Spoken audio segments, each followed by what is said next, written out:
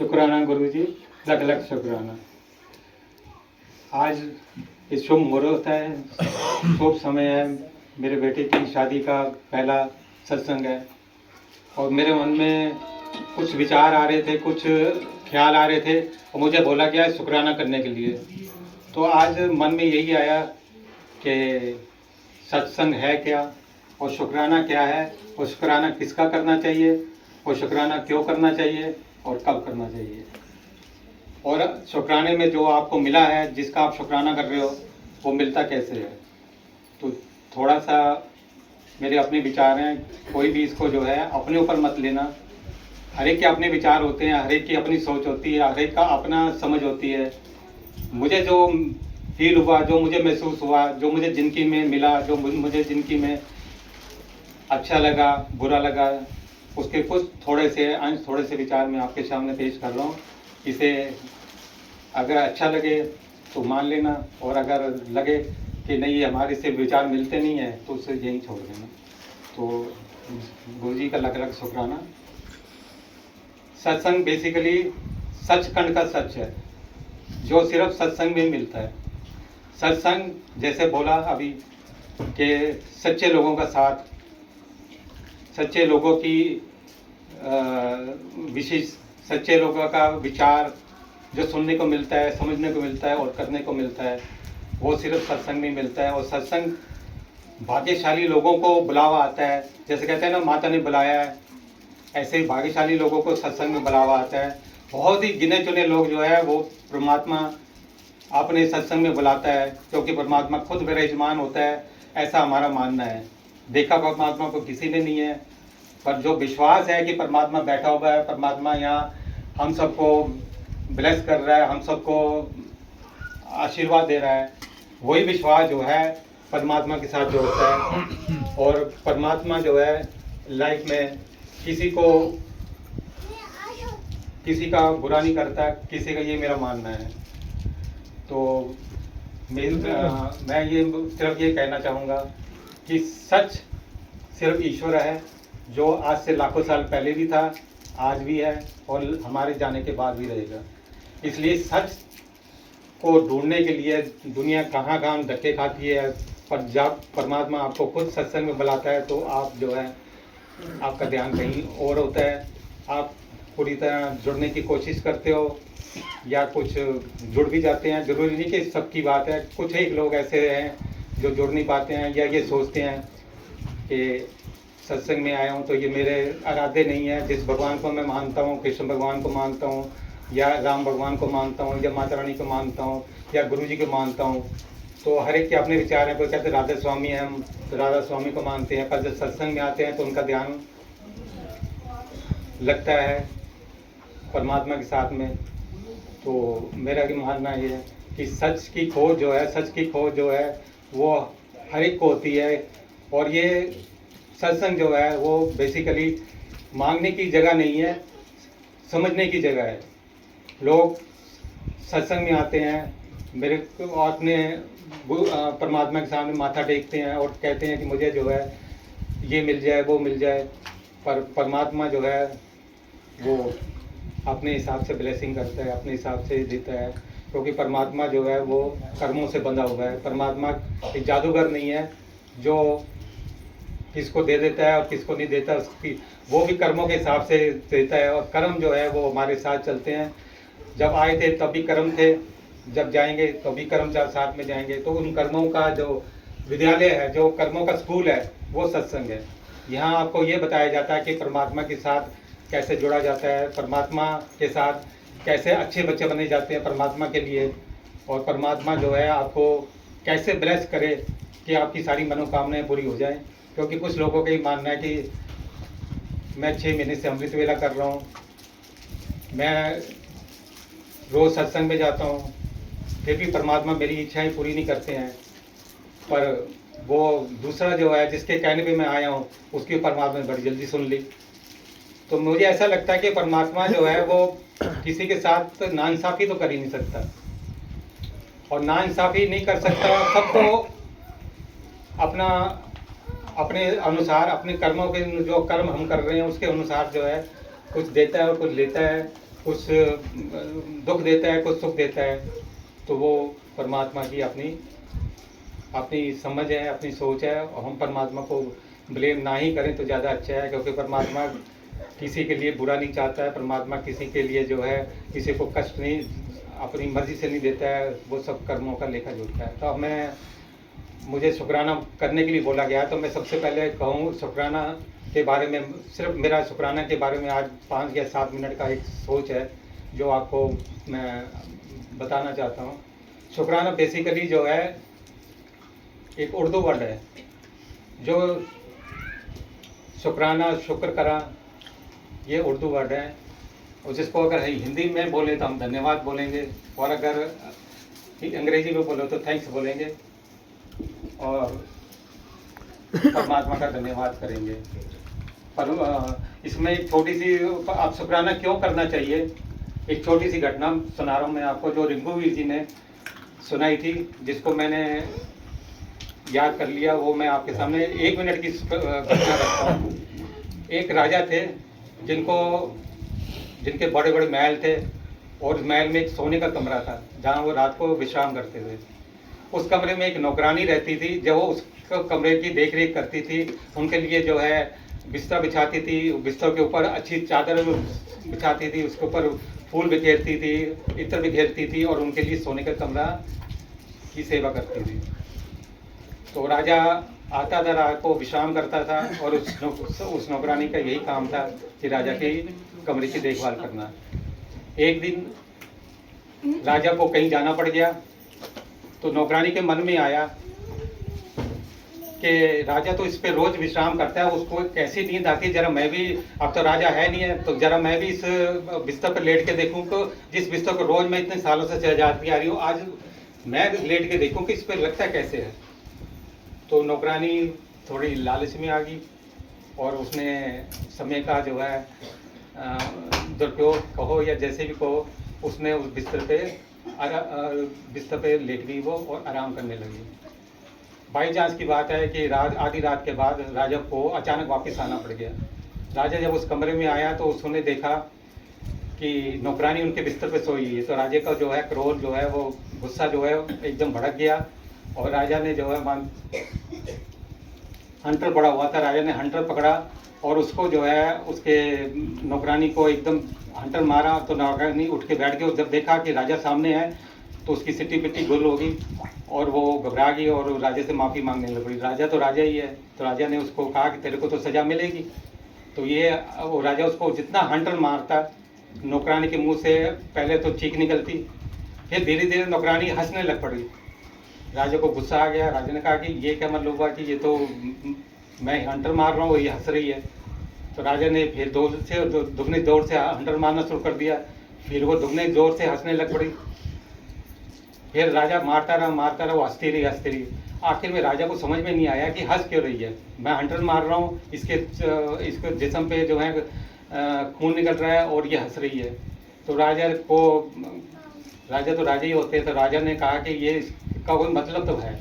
तो राजा ने हाथ जोड़ के कहने लगी कि राजा ने उस नौकरानी के सामने हाथ जोड़े और कहा कि मुझे ये बता दे कि मैं तेरे को इतने हंटर मार रहा हूँ, तेरे कोई पीड़ा हो रही है, तेरी मुंह से चीख निकल रही है, उसके बाद तू हंसने लग पड़ती है, ऐसा क्यों कर रही है।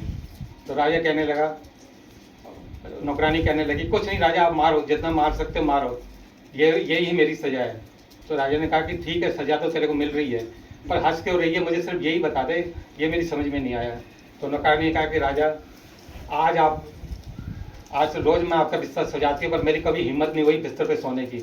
आज मेरे मन में लालच जाग गया, और मुझे लगा कि राजा तो आज है ही नहीं, रात भर आएगा नहीं, तो मैंने कहा चलो मैं ही लेट के देखती हूँ। लेटते लेटते मुझे नींद आ गई। तो राजा बिस्तर पे लेटने के बाद मैंने उस परमात्मा का शुक्राना नहीं किया कि जिसने मुझे कुछ समय के लिए सही ऐसा सुंदर और ऐसा बढ़िया बिस्तर जिसकी मेरी औकात नहीं है वो दिया, और मैं शुक्राना करके ना भूल गई।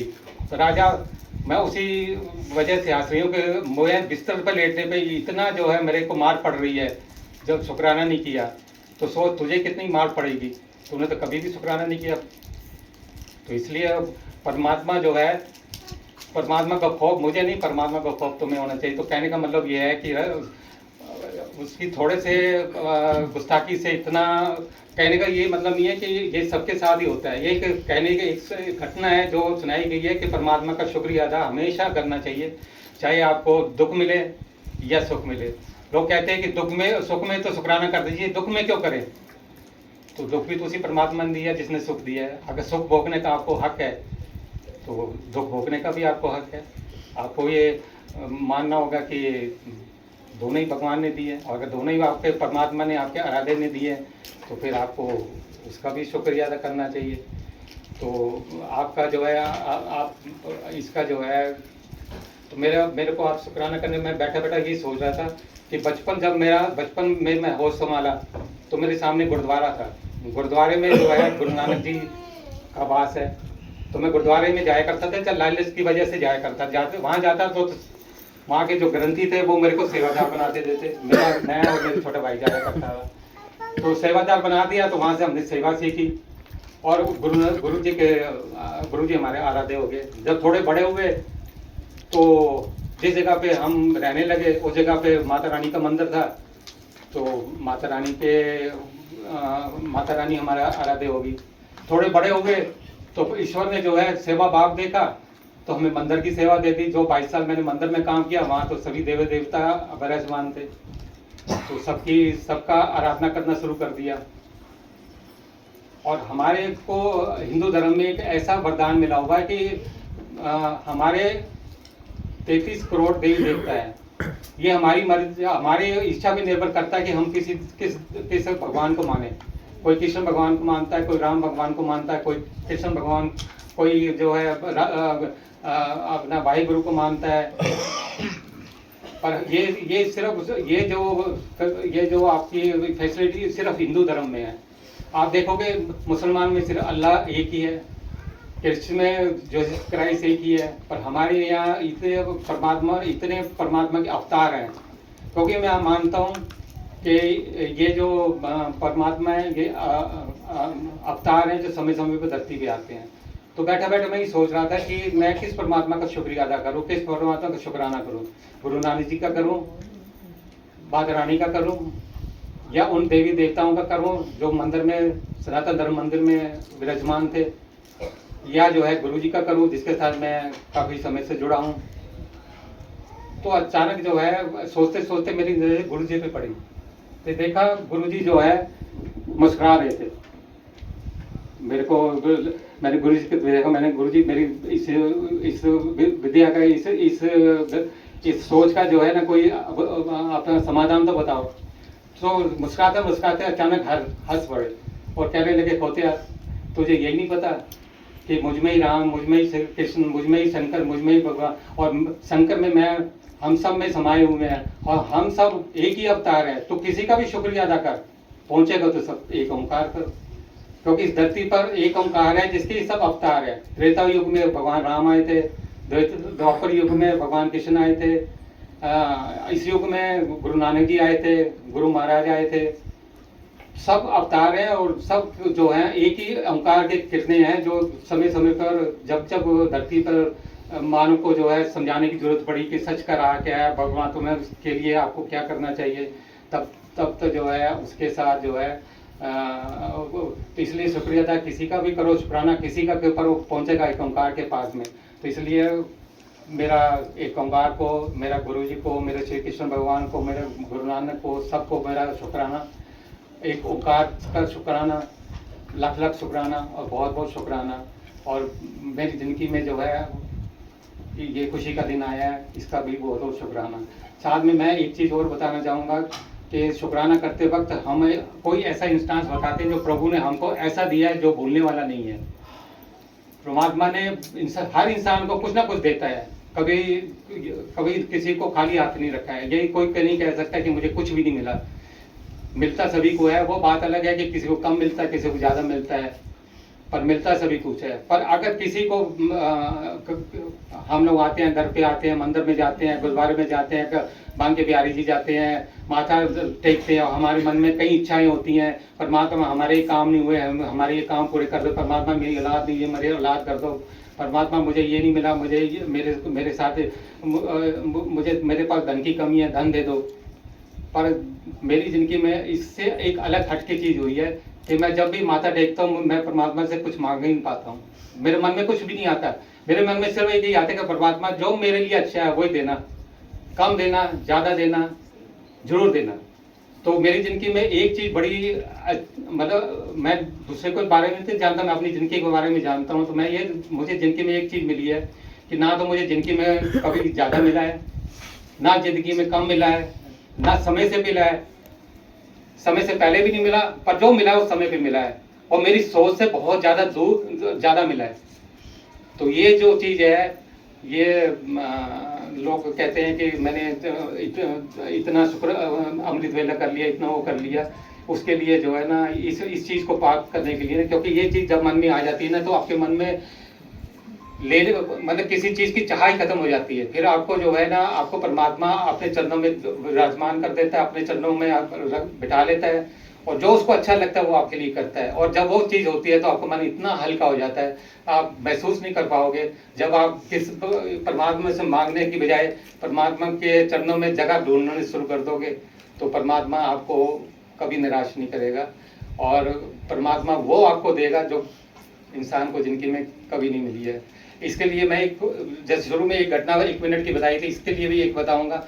एक समय की बात है कि एक अफसर जो है प्लेन में जा रहा था, हवाई जहाज में जा रहा था, तो उसके साथ वाली सीट के ऊपर एक बच्चा बैठा हुआ था। तो बच्चा जो बैठा हुआ था तो वो किताब पढ़ रहा था, तो वो अफसर जो है वो उसको बार बार देख रहा था, तो वो अपने में मगन था, उसको किसी चिंता नहीं, किताब उसकी कोई धार्मिक थी जिसको वो पढ़ रहा था आराम से। तो वो इतनी देर में क्या हुआ कि वो जो आपकी एयर होस्टेस होती हैं वो ड्रिंक्स बांटने आती हैं, जैसे ड्रिंक्स बांटने लग पड़ी तो अचानक क्या हुआ कि ड्रिंक्स बांटते बांटते रुक गई। क्यों? क्योंकि प्लेन जो है ना प्लेन जो है ना ऊपर नीचे होने लग पड़ा। तो धीरे धीरे लोगों को समझ में आने लग पड़ी कि प्लेन में कोई खराबी आ गई है। प्लेन काफ़ी ऊंचाई में था, उसको सबके धीरे धीरे मन में जो है ना डर बैठना और चेहरे पे हवाई उड़ने शुरू हो गई। पर वो आदमी ने जब उस बच्चे को देखा तो बच्चे के चेहरे पे कोई हवाई नहीं थी, वो बिल्कुल शांत बैठा हुआ था, जैसे उसको उसके लिए भी ये कुछ जो हो रहा है, ये हवाई से डगमगा रहा है, नीचे गिरेगा, क्या होगा, जान चली जाएगी, कुछ होगा। पर वो चेहरे पे बिल्कुल चुपचाप बैठा हुआ था, आराम से मुस्कुराया जा रहा था और किताब पढ़े जा रहा था, धार्मिक किताब थी वो पढ़े जा रहा है। तो धीरे धीरे जो है प्लेन नीचे गिरने लगा, इधर से उल्टा सीधा होने लग पड़ा। अचानक जो है ऐसा हुआ कि वो प्लेन फिर सीधा हो गया। यानी किसी की जो है अपना किसी का जो है कोई भाग्य जो है, किसी लोगों के कोई ऐसे भाग्यवान होते हैं जो उस प्लेन में बैठे थे, जिसकी वजह से वो जो विपदा थी वो धीरे धीरे खत्म हो गई। तो अचानक उस आदमी के मन में ये उठा कि इतने लोग घबरा रहे थे, इतने आसपास डर के मार रहे थे कि अब क्या होगा, अब क्या होगा, और ये लड़का जो है ये चुपचाप बैठा हुआ, और इसको समझ में नहीं आ रहा था कि क्या कर रहा है ये, मतलब आगे क्या हो रहा है, पीछे क्या हो रहा है। वो मगन था अपने ही और मुस्कुराया जा रहा था। अचानक उसने उस लड़के से पूछा कि आपको कुछ पता नहीं चला क्या हुआ? उन्होंने कहा जी मुझे तो सब पता था क्या हुआ, प्लेन में लड़ रहा था, ऊपर उड़ रहा था, नीचे जा रहा था, और कुछ भी हो सकता था, जान भी जा सकती थी। बोला फिर भी आप मुस्कुराए जा रहे थे? बोला जी ऐसा है, ये जो प्लेन के पायलट है ना वो मेरे पापा हैं, और वो जानते हैं, और मुझे बिल्कुल पूरा विश्वास है कि मेरे पापा मुझे तो कुछ होने नहीं देंगे, चाहे उनके लिए उनको कुछ भी करना पड़े, चाहे उनके लिए जो है कोई भी तरकीब अपनानी पड़े, पर मेरा बुरा नहीं होने देंगे। तो मेरे पापा मेरे पायलट है। इसी तरह हमारी जिंदगी के अंदर हमारे माँ बाप, हमारे जिनके के कर्मदार जो हमारे परमात्मा हैं, जो जब आप उनके साथ पूरी तरह से जुड़ जाते हो, जब आपको उनके साथ पूर्ण विश्वास हो जाता है, जैसे इस बच्चे को हुआ था कि उस बच्चे को पूरा विश्वास था कि उनको चाहे कुछ भी करना पड़े पर मेरा बाल बाका नहीं होगा, तो आप समझ लो कि आपने परमात्मा को पा लिया, और परमात्मा फिर आपका कभी बुरा नहीं चाहेगा। और इसके लिए जो है आपको थोड़ी सी तपस्या करनी पड़ेगी। वो तपस्या ऐसी नहीं है कि जंगल में जाके तपस्या करनी पड़े, आपको जो है ना इसी घर के अंदर रह के आपको वो तपस्या कर सकते हो। क्या है कि सब कर्मों का खेल है, अच्छे कर्म भी हैं, बुरे कर्म भी हैं, और जो ईश्वर देता है वो कभी किसी को जो है ना किसी के साथ नाइंसाफी नहीं करता है, वो सब कर्मों के हिसाब से देता है। तो जब कर्म के हिसाब से मिलना है तो फिर आप कर्मों को सुधारो, उसके लिए जैसे गुरु महाराज ने कहा था कि जब आप सत्संग में आओ तो आप 5 चीजें अपनी जिंदगी से उतारने की कोशिश करो। वो 5 चीजें जो आपको आपके लिए पाप बढ़ाती हैं, आपके लिए जो है आपको आपका कर्म खराब करती है, जिसकी वजह से आपको दुख मिलते हैं, वो है काम, क्रोध, लोभ, अहंकार, ईर्ष्या। ये 5 चीजें हैं। अगर आप इसे जिंदगी से हटा दो तो ऑटोमेटिकली आपके जो पाप हैं वो धीरे धीरे कम होने शुरू हो जाएंगे, और एक दिन ये आएगा कि आपके जो है पाप बढ़ेंगे नहीं। और उसके लिए आपको 7 चीजें अपनानी पड़ेंगी, जो ओढ़नी पड़ेंगी, जो हैं सिमरन, सत्संग, सेवा, क्षमा और सामर्थ्य अनुसार जो है आपका दान, और आपका जो है संस्कार, ये सम्मान, जो है इज्जत देनी, बड़ों को छोटों को प्यार देना। वो ये जब अपनाएंगे तो धीरे धीरे आपके पाप कम होने शुरू हो जाएंगे, और जो पुण्य है वो बढ़ने शुरू हो जाएंगे, और उसके हिसाब से आपको हर चीज़ मिलेगी। अब लास्ट में जो है सिर्फ 2 मिनट और लूँगा, लास्ट में से मैं ये बताऊँगा जिसका मैं शुक्राना अदा करना चाहता हूँ। यह शायद